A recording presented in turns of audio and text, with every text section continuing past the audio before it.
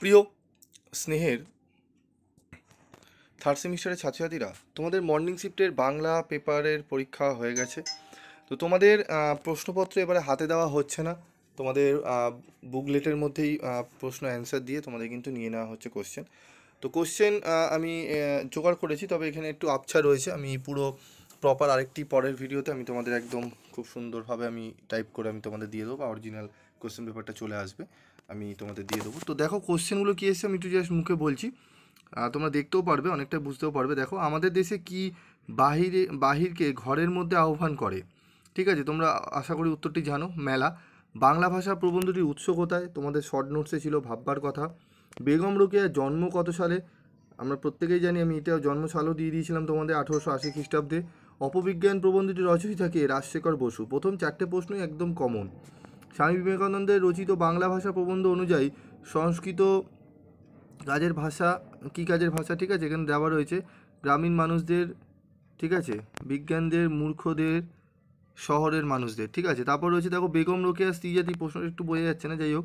6 নম্বরে দেখো বেগম রোকেয়ার স্ত্রীজাতির অবনতি অনুযায়ী সমাজে নারীর অবস্থান কি?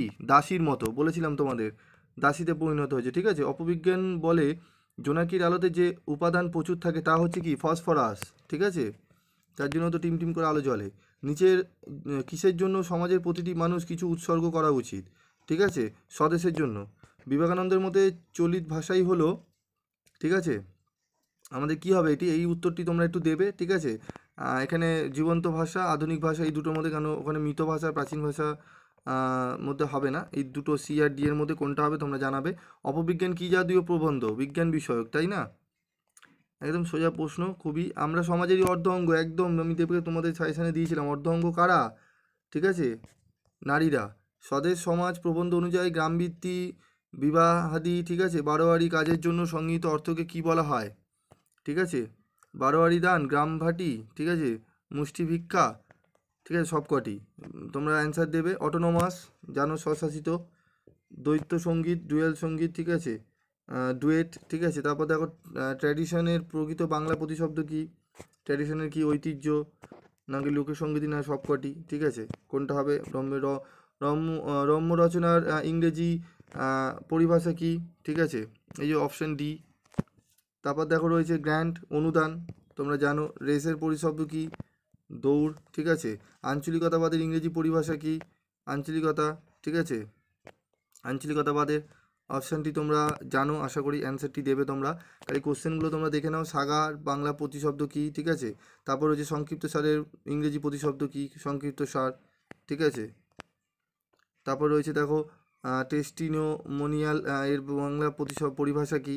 ঠিক আছে, তোমরা উত্তরটি দেবে। ঠিক আছে, এটি কী হবে আমাদের? শংসাপত্র না সার্টিফিকেট? ঠিক আছে, তো এই 23টি। তারপর দেখো পরের প্রশ্ন, তোমরা প্রশ্নগুলো একটু জাস্ট দেখে নাও, তোমাদের কাজে আসবে। নামপত্র হলো ড্যাশের বাংলা প্রতিশব্দ, ঠিক আছে। চার্সিস, ঠিক আছে, এর প্রতিশব্দ কি? ঠিক আছে, তো প্রত্যেকটা পরিভাষা দেখবে, আমি যে 90+ পরিভাষা তোমাদের দিয়েছিলাম, সেখান থেকে তো প্রত্যেকটা প্রশ্নই কমন এসছে। যদি তোমরা মডেল প্র্যাকটিস সেটটা ফলো করো না, মডেল প্র্যাকটিস সেট থেকেই তোমরা 5-6টা প্রশ্ন কমন পেয়ে গেছো। ঠিক আছে, তো কোশ্চেনটি আমি দিলাম, পরবর্তী ভিডিওতে আমি পুরো সম্পূর্ণ সমাধান নিয়ে আমি আলোচনা করব। তার আগে তোমরা ট্রাই করো তোমরা কোন কোন প্রশ্নগুলো ভালোভাবে পাচ্ছ। ঠিক আছে।